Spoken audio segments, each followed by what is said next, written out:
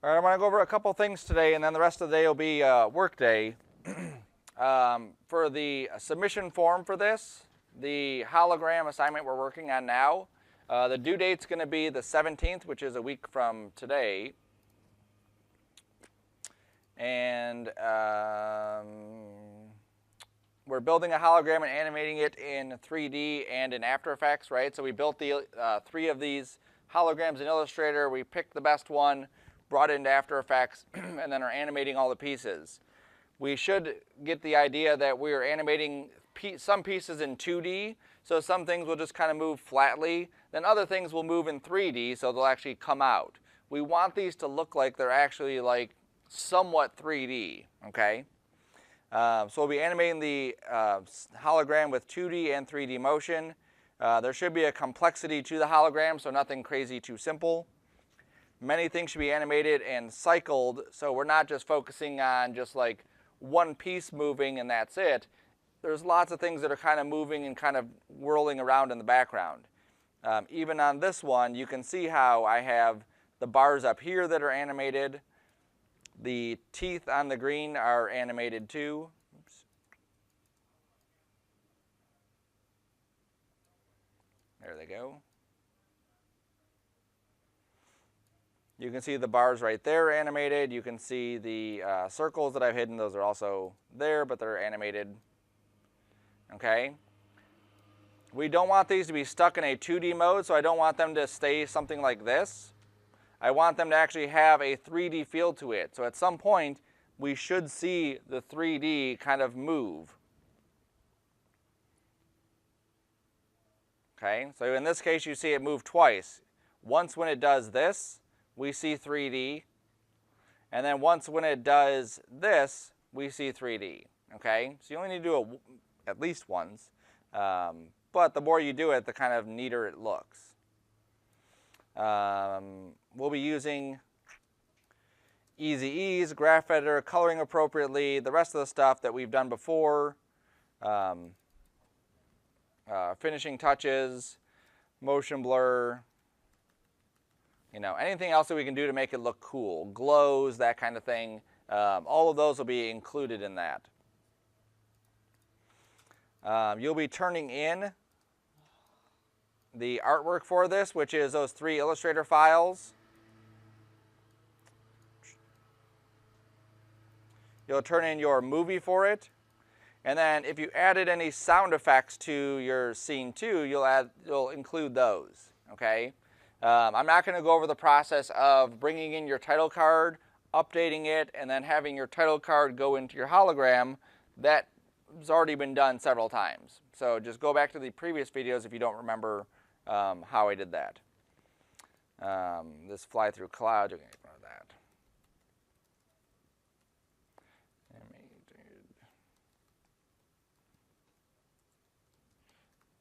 3D. The length of time, somebody asked that the other day, is going to be kind of determined on how long and complex your thing is. I would say at a very minimum, you should have 5 seconds worth of animation on your stuff. Definitely less than like 2 minutes, okay? And then these will be worth 8 points. Okay, so I'll print this up. I'll have it in the book up here so you can come up and make a copy of it, like a handwritten copy. And then next week, we're going to start on the Angry Bird. So Monday when you come in, I'm going to go through how I would illustrate the Angry Bird in Illustrator. Again, nothing complex. This isn't an Illustrator class. It's an After Effects class, so I'll just kind of go over the general idea behind it. And then we'll start animating our Angry Birds starting on Wednesday of next week. Okay? Questions on that part?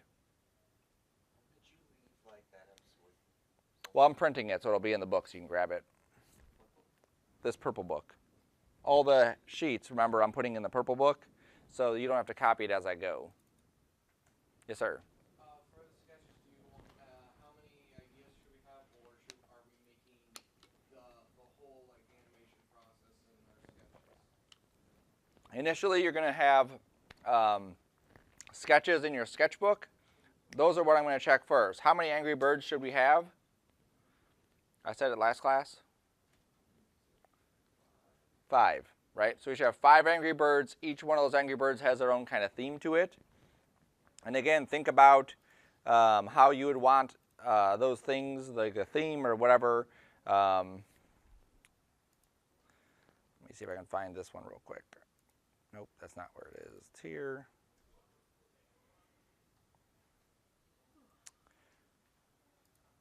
To grade.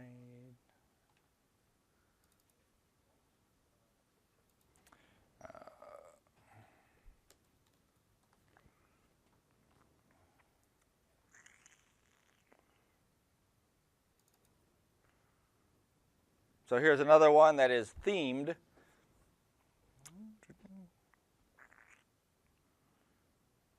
So this is a Stranger Things theme, and so that's 11.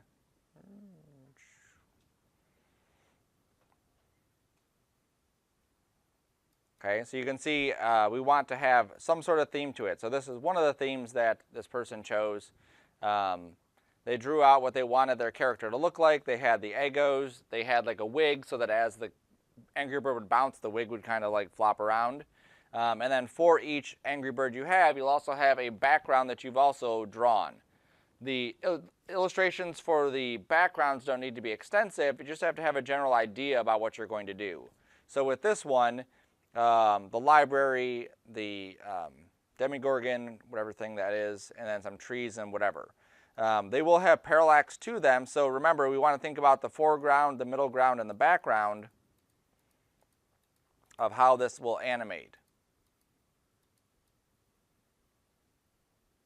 Okay, so you should have 5 Angry Birds and then 5 themes for those Angry Birds for their backgrounds. Okay, once we get that, then we'll go through, verify, yes, these are good choices, and then pick one from there. Remember, it's going to be from side to side, so we're not going to be like, we wouldn't draw a road in perspective because that's not how the bird would animate. It would be left to right or right to left. They can go from a higher up area to a lower area or lower area to a higher area, that's fine, but it's all left and right. If you think of like the Super Mario game, the original one, not the newer 3D ones. Stuff like this where he's moving from left to right, okay? So think of 5 different themes, draw an Angry Bird for each theme, draw a background for each Angry Bird. Yes? Questions on that? Cool. All right, so next I wanted to cover just a couple extra things for your hologram, just things to consider as you're working on your stuff. So I'm not going to do this specifically to mine, but I will show you just some extra stuff that you may want to utilize as you're working on your things. So one of them, and there's a million things, so you know, I'm one resource, use Google, use YouTube, look up different ways that people are animating stuff. One of them, I'm going to import a piece of audio into my scene.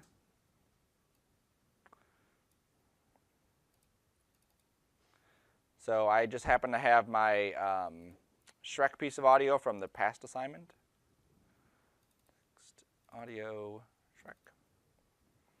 So I'm going to drag this down into my composition. And I just created a black solid for now, and I have this piece of audio. So I'm going to go to the black solid. I'm going to go to Effect. I'm going to go to Audio. Nope. I'm going to go to, where is it? Generate, and I'm going to say Audio Waveform. And on here, this basically will link to another layer, and it'll read the audio, and it'll create a waveform. So we're trying to create some kind of generic animations for the background. This is a really easy way to do that. So I just choose the audio layer. What are you doing in my swamp? And then when I hit play, now I have that. So again, this is something that I could have going in the background that just continuously plays. Now, I don't need to hear the audio. I can simply use that as my way to animate something in the background, something else happening. The displays for this, or the adjustments for this, are pretty simple. It's just a matter of how many samples do you want displayed. The more samples I have, the more lines I have. The less samples I have, the less lines I have. Okay? It all depends on the look that I'm going for with this specific piece of animation. I can change the height, so let's go here. So I can change the height, I can change the duration, I can offset it so it's not perfectly lined up, I can change the thickness, I can change the softness, I can change the colors obviously. Yes.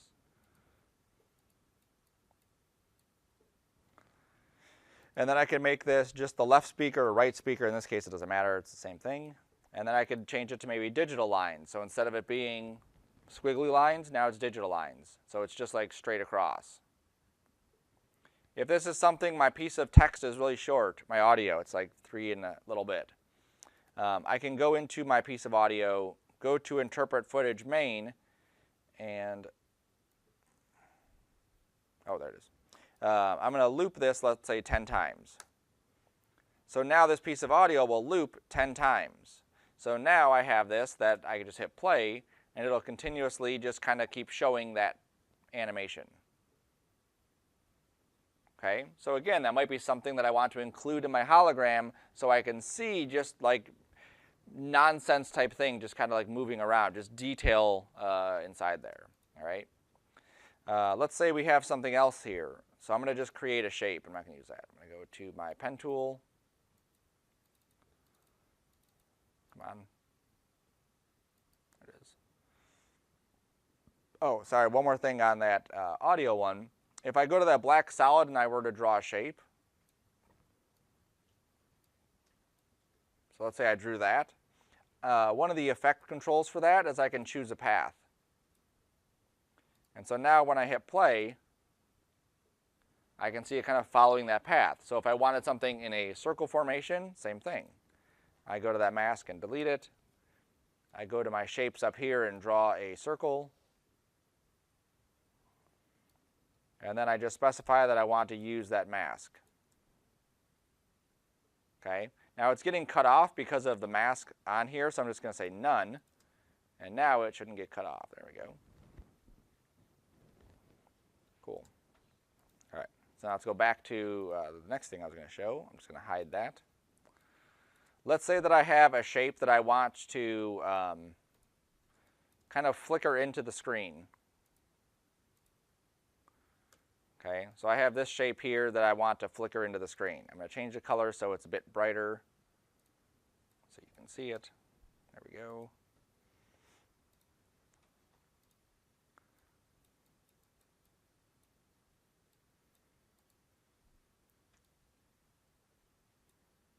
All right, so there's my shape. I'm going to make this a bit smaller too.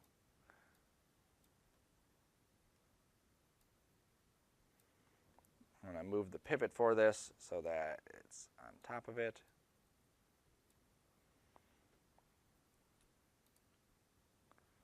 And I'm going to take the opacity down on this a little bit so it's not fully opaque, right? So if I had something underneath it like an audio wave, I would actually see the audio wave kind of poking in underneath it. It wouldn't be, invisible.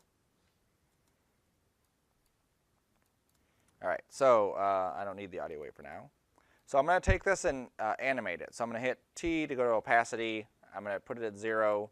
And I want this to flicker in. So I go like that. I go like this.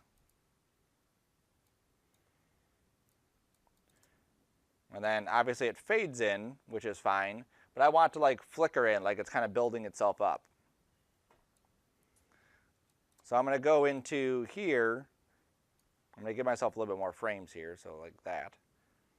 I'm going to go to right before we get to the end of this, and I'm going to drop it down really low to like 69 or so, go a couple frames back, pull it up above that, go back, lower it down, go here, raise it up.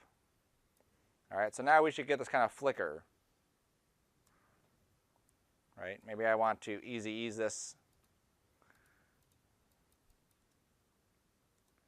Maybe I want to simplify that a little bit more, get rid of a couple of these.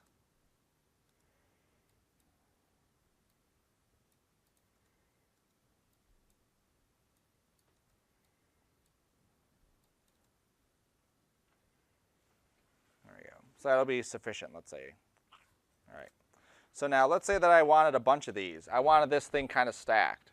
let's say I drew a bunch of these in Illustrator and I have 20 different layers of these things that I wanted to animate.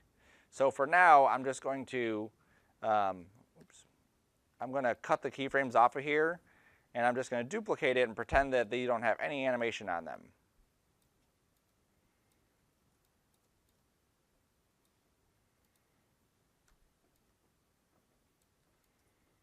This is going to be overkill for this, but it'll still work.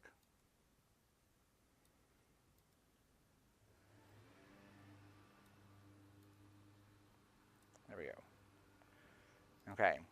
So let's say I have all of these and I want to do that same effect to all of these. I can go to one of them, do the effect. So there's the effect, right? Pretend I just added those keyframes. And then that one works. All right, so that works. I can copy this opacity, make sure I'm rewound to the beginning, go to all of these and paste it, and now they'll all have the exact same animation. Okay?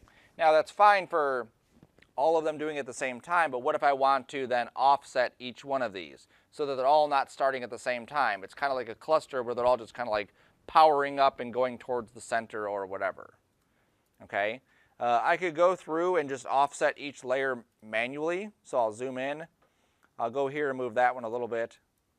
Move this one, move that one, move this one, move that one. And all I'm doing is changing when these start. And then what that's going to do, just pay attention to those first ones, is now we're going to get this kind of like flickering that's starting, right? So it's all not at the same time. But that's going to be a long process, especially if I have 28 of these.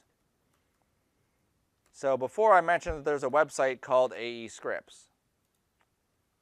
So on this, there's one called Random Shifter. So Layer Random Shifter, it's another one that you can name your own price. So you can pay $0 for it and download it. When you download it, you'll get, oops, let's go here, let's go to downloads. Layer Random Shifter, you'll get a zip file. Inside the zip file, you'll get this. Yes. Inside here, you'll get one that's for like the old versions. We're on the new version, so we would go into here. We would just copy this file, and then wherever our After Effects is installed, there's a folder called Scripts inside of our After Effects folder. So if I go to my D drive, Programs, After Effects, Support Files, Scripts UI panels, and I just paste that script in there, now I have access to it inside After Effects. Under my window, there's Layer Random Shifter. So now watch how easy this is to just take these layers, run the script, and say I want to offset these, let's say 0 on the minimum side and 10 on the large side. And then what this is going to do is it'll automatically go through and shift all the layers a random number between 0 and 10. So some of these will be offset 10 frames, some 2, some 3, some 5, whatever. So now, without a whole lot of work on that, now I've created that kind of thing.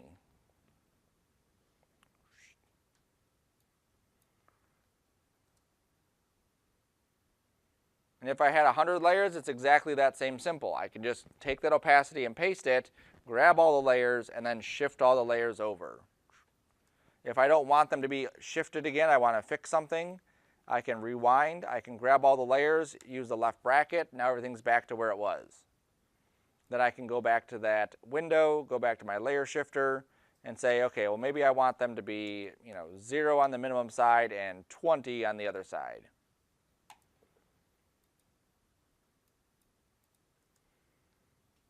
And now I have more of a expanse of how they're starting up. Okay, another thing that I could do, let's see what order these are in. So 28 is here, 24. So these actually turned out to be in the exact order I need them to be in.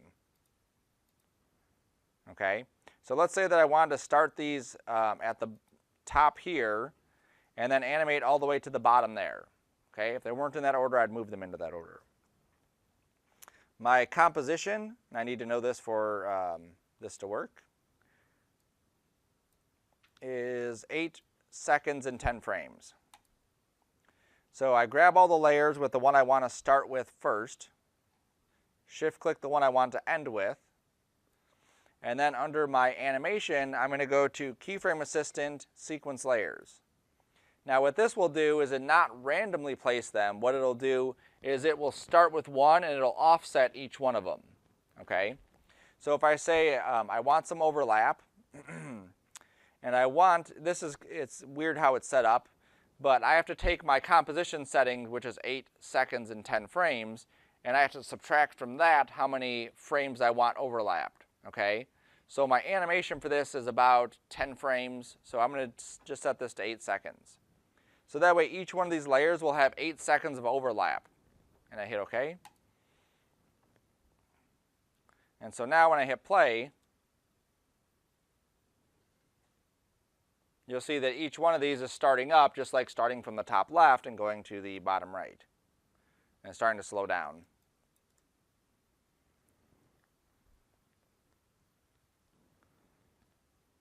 Okay, maybe that's too much. Let me hit undo. Let me go back to my animate, keyframe, sequence layers, and maybe instead of 800, I'll do 805.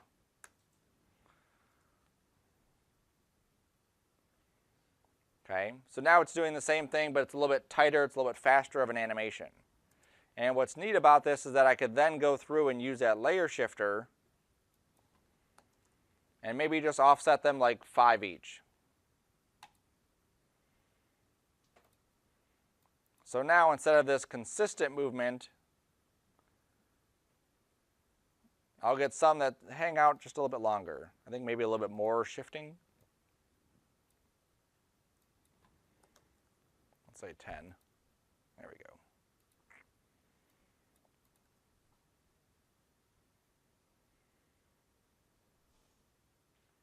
So you'll see some are going to go faster, some are going to go slower. Sometimes the one above it will start before the next one.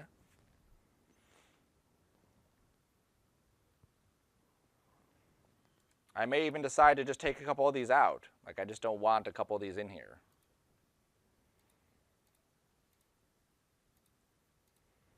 That just looks like a neater kind of shape.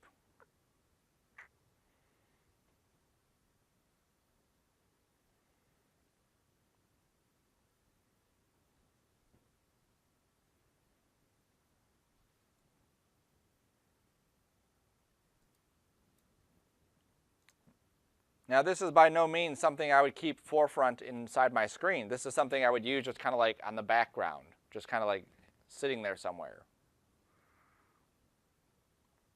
So let's say that I love that, like that's cool. I'm going to go to my base items because that's where I think I'd probably put that. And I'm just going to drop in that composition. Flicker boxes.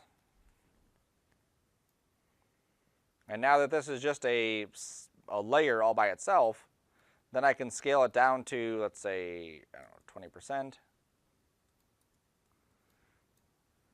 Oops. You look like you'd fit right there. Oh, you're so close. Come on. 15. Yes, there we go. All right. And then I rewind this and hit play. And that's where they're coming in. Now, I may decide to delay this. Remember that this animation that I already have here, when I go back to my robot one, by the time I've hit play and this is starting to come in, remember he wipes it onto the screen? So by the time it lays down, that's maybe where I want those boxes to start flickering in. So this is about 3 seconds. So with base items, I would just offset this to start at about 3 seconds, maybe a little bit later. Now what's going to happen is as he's, gets it into position, there we go. Now we can start seeing those boxes kind of coming in. I can say, oh, now the black is covering it, so maybe just a little bit sooner. Scoot that back, bring this up. There we go. So now those things are kind of coming in.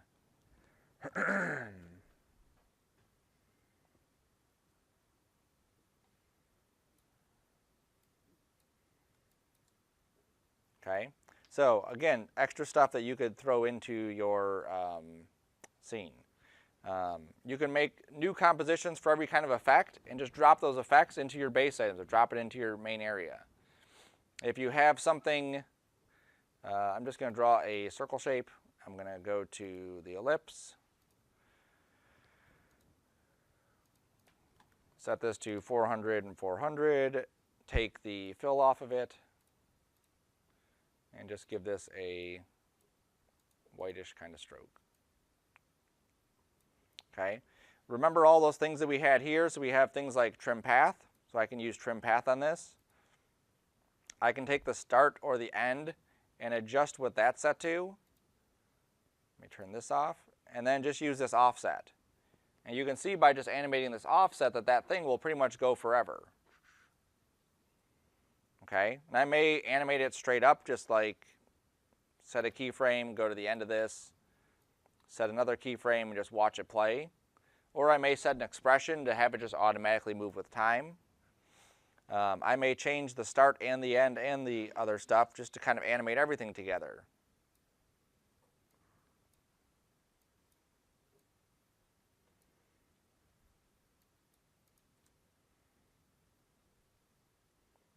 That didn't do anything. Make this bigger.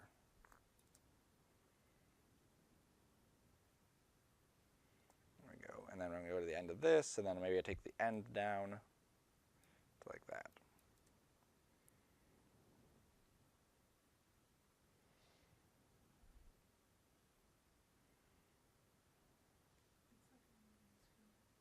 It's like a what? A loading screen, yeah. Or maybe I'll use some of the expressions that I have before. So I'll wiggle this one 2 times a second and go up to 100. I'll do the same thing here. Wiggle this 1 time a second and go up to 100.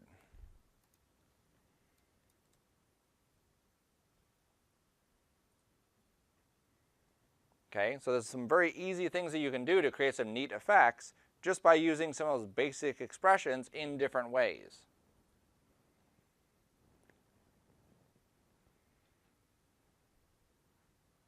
That's probably too much. Maybe I'll set the first one to 50, and then I'll set the other one to 50 also.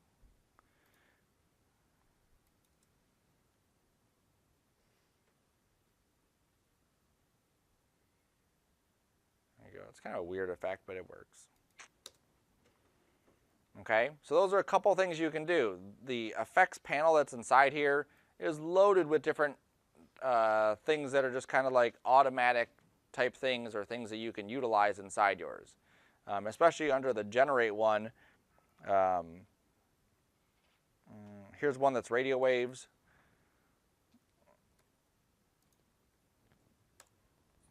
So if I go to effect, I go to generate, I say radio waves. There we go. No animation needed. It's just, there it is. It works. I can change the type there, so now it's squares. If I go to mask, I can draw a mask on here.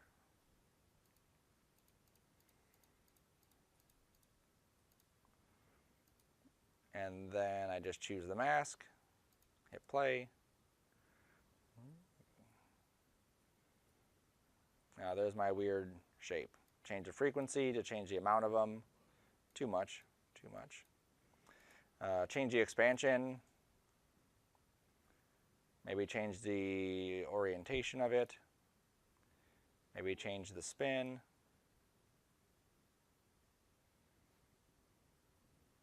Change the lifespan to maybe 1 or 3.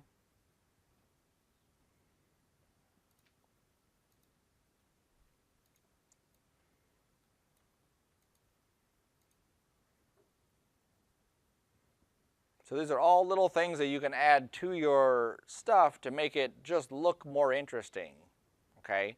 It's very easy just to throw some basic things in there and say, yes, I've done the assignment, but look at all the cool stuff that we can add to this.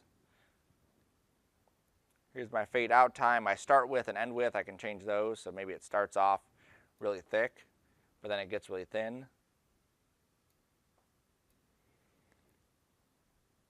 I'm just going to go back to like a circle. Look, there's a star.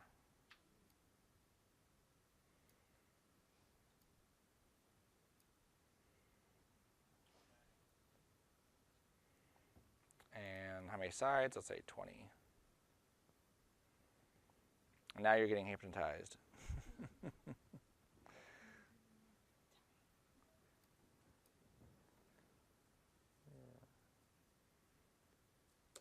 Right? So think about all the different things you can add to your scenes, add to your holograms to make them look more realistic or to look more interesting, because that's the idea there.